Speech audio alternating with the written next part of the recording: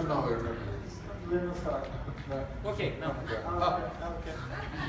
No, mi cazzo. Siamo pronti. Well, first of all, thank you again. Let me ask you one question. How many of you in this room are entrepreneurs?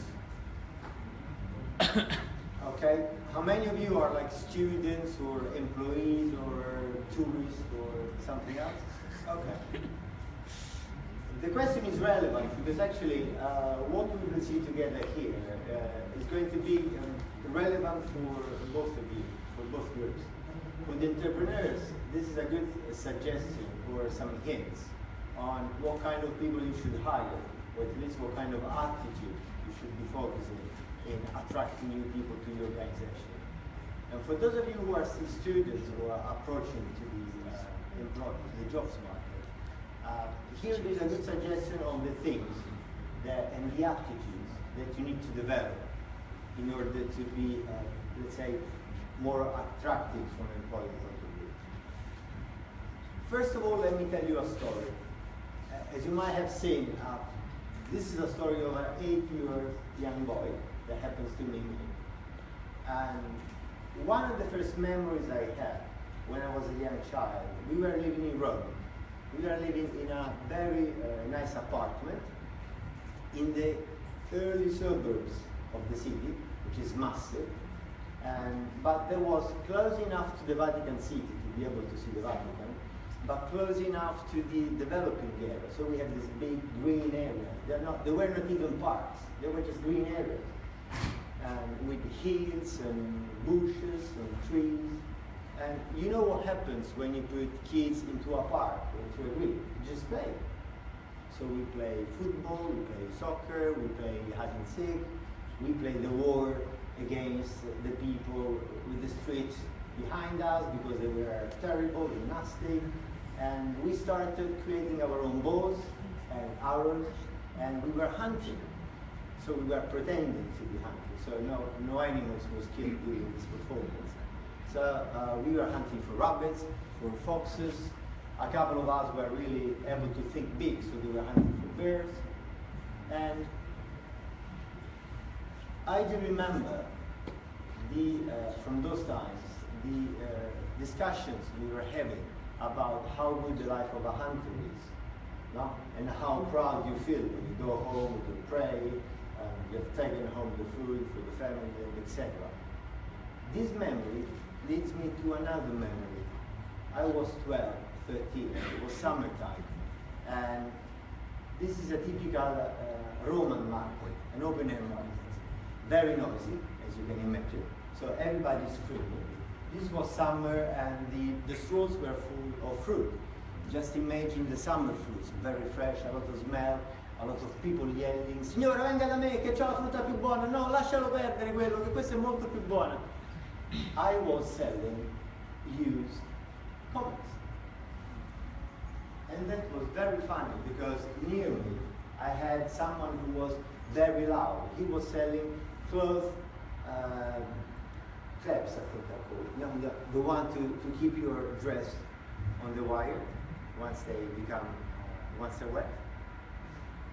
And again, I do remember, the memory I bring from those days is the feeling I had going back home with the results of my job in my pocket. And again, it was not about the money. It was the satisfaction. It was the demonstration I made to myself to be able to do something. Then, of course, unfortunately, time passed. I went to high school, I went to university. I moved to Milan, and I entered corporate life. And that hunter spirit stayed with me. And I was observing, my first job was with Coca-Cola, so a very large organization. I was 24, fresh out from university, and I was struck with what I observed in people, their 9-to-5 mentality. This life separated in two parts. One life from 9 to 5 and then everything else around. Strangely enough, my first boss was a Danish boss. And he entered into the office at 7:30 in the morning. And can we have some more light, please? he entered the office at 7:30 in the morning and left at 8 o'clock p.m., which is not very common. Lately I discovered the reason for this behavior. His wife liked Ramazzotti very much, so she was an alcoholic. She had a problem with alcohol, so he stayed in the office as much as possible. And of course, being that your first job, what do? You go before your boss is coming and you leave afterwards. So let's say it was a very interesting start from that point of view. Having said that, there are a few learnings I took out from corporate life.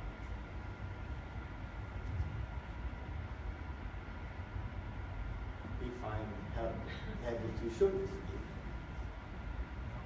to you. Or we can see Milano da bere forever.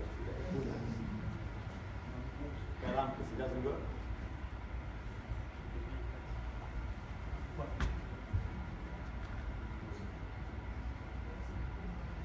By the way, let me tell you what are these things.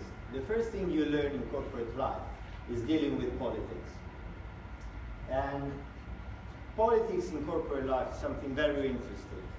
You understand very soon the difference between what's right and what's clever to say.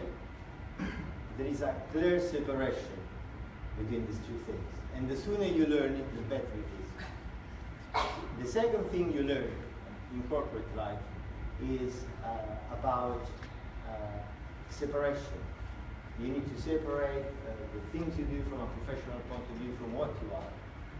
And the second thing you learn also is culture. You remember, I told you about my job. He was not the only, my boss, he was not the only workaholic person I had in Coca-Cola. I remember in the first few weeks, remember I was 24 years old, so very fresh and able to listen from anything. I went into a coffee machine. We have these coffee areas. And then I listened to this conversation. There were two brand managers. It was 6 o'clock in the afternoon. And one was saying to the other, Giovanni, at 6:30 I have to leave. I have a dentist appointment. And then the other said, Marco, you are taking half a day holiday today. It was 6:30 p.m. Then I moved to London after Coca-Cola. I joined Diageo.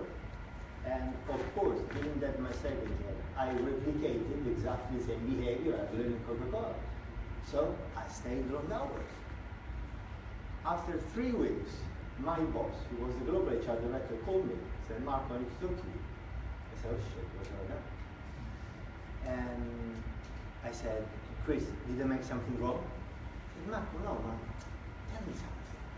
Why do you work so late? Because I have so many things to do. No, Marco, now you see, the counter effect of this is that people think you're not capable of doing things, that you need more time. And again, corporate culture is completely different. Today I can tell you I still work with clients that are still having that corporate culture. One client of mine, you need to be into the office up to 9 o'clock. Doesn't matter if you have things to do, but at least you need to show that you're there. Some others, this is not applicable. The third thing I learned in corporate life, the third rule, I want to be entirely honest with you. I wasn't able to apply it. And it's about identity. The good guys teach you that you should always separate yourself by your role. You are not your role. I was an HR director, and you see, even in the terminology I use, I didn't play the HR director role. I was the HR director. Now I am a headhunter. I don't play the headhunter. I don't dress like a headhunter. I am a headhunter. So my brain thinks what I am. Having not been able to apply this rule, I decided to get rid of politics, to go and work in a place where the culture was more close to my values, and to keep on developing my identity. So, as a matter of fact, I decided to get rid of corporate life. But I made something very interesting, which is I created my own corporate. So I created my own environment. And in Open Executive Search, we are an executive search company. Are you familiar with what an headhunter does? Substantially, we do search people for companies. So for any reason a vacancy happens in an organization, maybe because somebody has been fired, or has been promoted, or a new role appears, or a new challenge, whatever, we are there to help this organization to search for people. So I was given the set, because when you search for people, you're given this set. Unfortunately, when it was my time on the road, they got run with pipes, so I only got a cigar. And what happened is now 11 years I am in this business. And I can tell you that it has been possible to see the trends. Now there is a new trend in the market. The first trend, which is kind of daunting, is that 5 years ago, in organization corporate life, medium term was 5 years. Now in corporate life, medium term is 3 years. And the second thing is that organizations are switching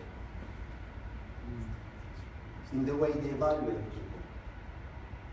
They are moving from skills to attitude. Companies are not buying any longer what a person is able to do, or the kind of competence they have.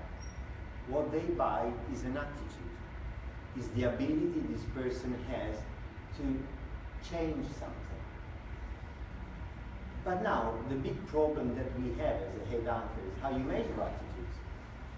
We are very good in measuring skills. We have been trained for that. There are a huge number of information on the internet.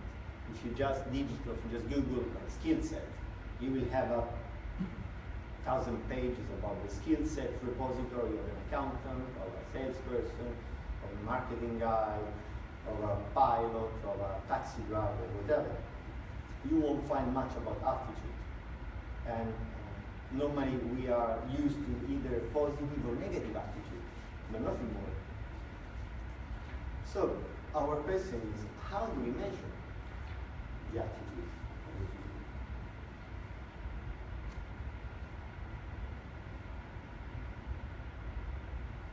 I went back to my hunting times. When you are exploring a new field and you have no map, the only thing you can do is follow the flow. I was never in Thessaloniki. I was actually in Thessaloniki 10 years ago, but I don't remember anything. Yesterday I went for a walk. I didn't have a map. I didn't want to rely on my mobile. What have I done? I followed the flow. I followed the people.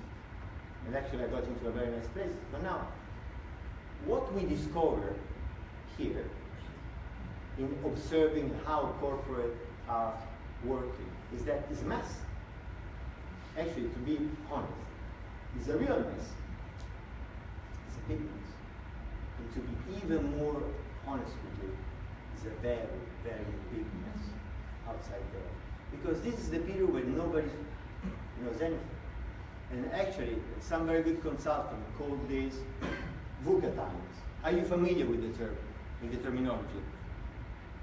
VUCA means volatile, uncertain, complex, ambiguous.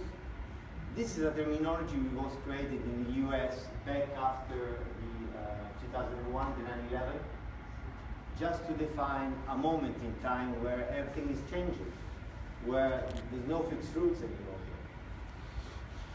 Trouble is that if you read things like the Harvard Business Review, if you work with company directors, they are familiar with VUCA to the extent that this is a kind of comfort zone for them. Trouble is technology is changing fast, and so we are also beyond VUCA. We are in a completely new, different territory. And we call this territory C word. Why? Well, first of all, because if you see what's happening around, everything these days is converging. All the things are mixed together these days. Everything is connected. You do something and you have an effect on something else. Just think about how much we are connected with our mobiles. At this very moment in time, people are tweeting, we are on Facebook, and making pictures, so we are connected 24 hours a day. I'm not saying we are communicating today.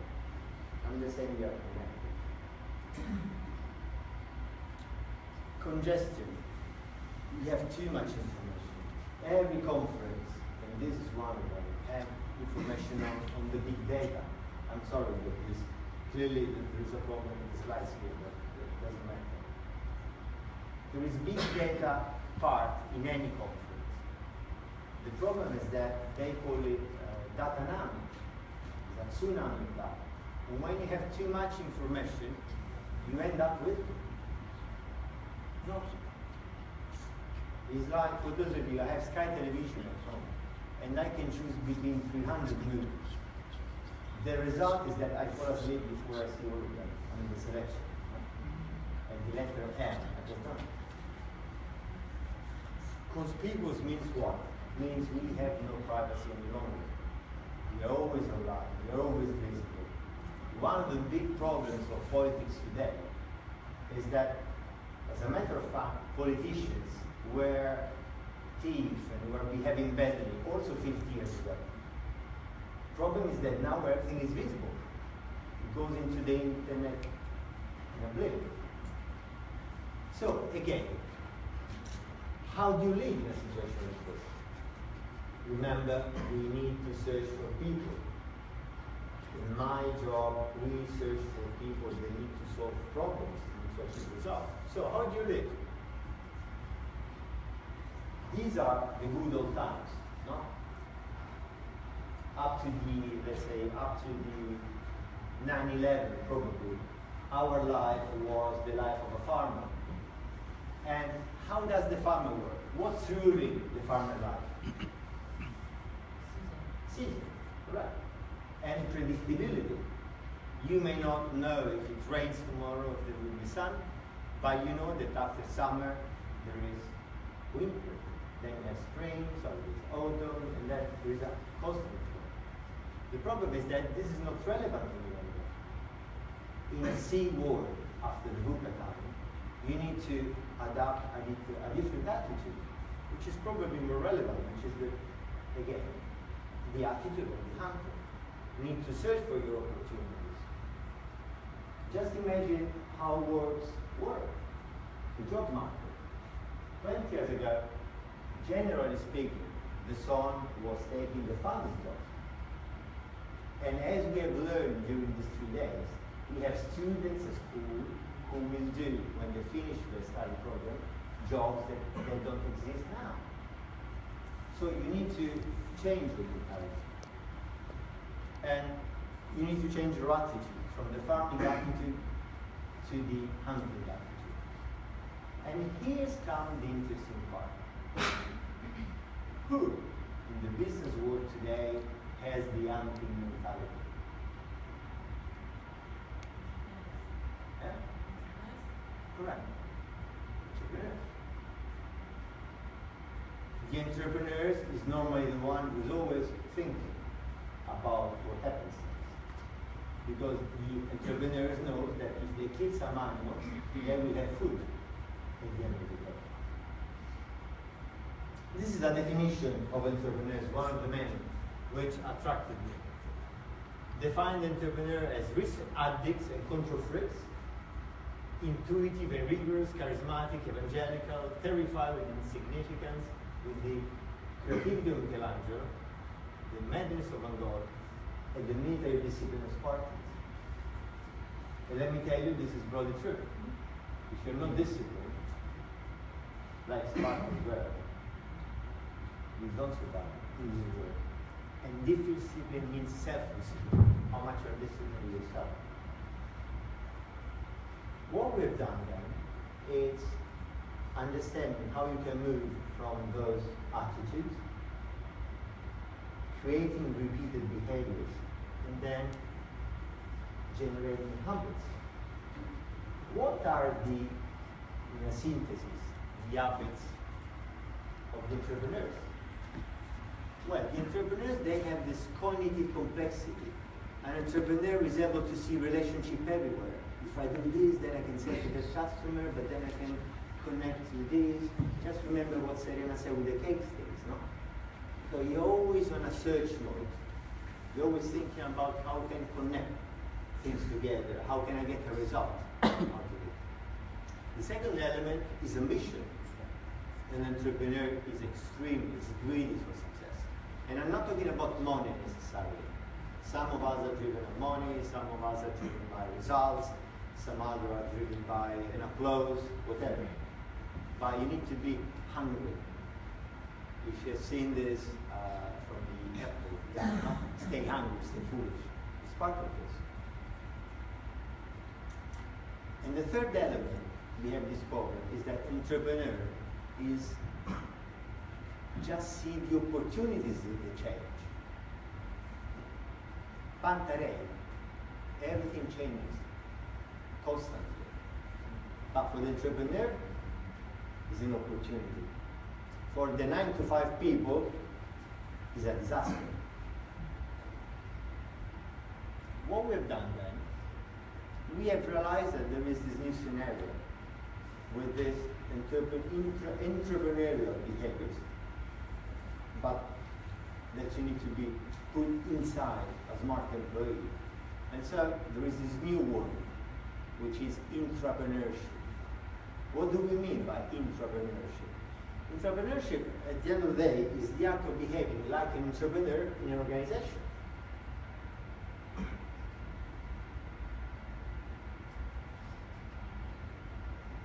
It's someone that takes risk. So it's an employee, somebody working inside an organization, who behaves as if the organization was his or her. As a matter of fact, he's a problem solver. And you can see these behaviors in many different people. How many times you hear comments like, oh, he behaves or she behaves as if the company was his or her. And this is one important factor. So what are the traits? The second trait is a startup mentality. In a startup mentality, you don't have time to think about what's missing. You need to focus on what you have and how to achieve what you don't have. Is this can-do mentality? Is this, rather than saying this doesn't work, the pencil doesn't work, the pen doesn't write. And then sometimes I have employees coming to me saying, the pen doesn't write. And then we start this half-an-hour conversation about why the pen doesn't write, and then yes, we should be doing something different, we should be buying different pens, and why on earth when you cut your finger and start buying the gloves, and these kind of things. Again, it's the can-do mentality. But what I'm trying to show you is a kind of synthesis of the traits that you, as an entrepreneur, should start searching people for. And you, as a potential employee, should start to develop. Because remember, companies these days are not buying employees for the skills. Because we are exploring a territory we don't know. We don't know what's next. We don't know what will happen in 5 years. We need people who are able to go and search and explore. As an entrepreneur, you need to be very good in project management, again, discipline. The ability to think that and to comprehend that things have a start and have a finish, have an end. You need to understand that there are a lot of stakeholders during the process. You have a lot of people to manage. You need to know what is the environment you're working with. You need to be aware, you need to inform yourself, you need to read newspapers, you need to search, you need to be able to speak, you need to travel. It doesn't matter if you fly business class or with EasyJet, but travel, understand people, exchange culture. You need to be able to talk to an Italian and understand that when we mean an espresso, it's not just a large coffee in a small cup. Because we consider that ignorance. You don't talk to Italian as if you were Spanish, because we hate it. And when you go to the people in France, you are able to speak to them and to cheer them because they have the best wine. Of course they don't. It doesn't matter. This is what I mean by being aware of your internal and external environment. To me, though, these are the two most important traits. The first one, you need to know your people. So, if you're an entrepreneur, you're not just a crazy guy who spreads data, information, challenges, no. You need to be able to have courage, first of all. You need to be able to develop your state and be focused on the ultimate goal. And the very last and most important element of this, which really makes a difference in this world, is authenticity. Be authentic. Be yourself. What we are observing in the world is that we are fed up with people who say something but behave something in a different way. Human beings need authenticity. We need to be ourselves. I want to see who you are. Keep your judgment suspended. Be yourself. Be the true yourself. And you'll be very employable. And for you who are entrepreneurs here, this is what I strongly recommend to search in the people you are taking on board in order to take your organization to the next level up. That's it from me. My only comment is, remember, stay focused, stay open, and stay lucky. Because we make our own fortune. Homo hominis fortuna libus. So we start with the Greek, we finish with Latin. We are the maker of our fortune. You saw it, we didn't talk with Nelson before, but you saw it in his Chinese video. We make our destiny.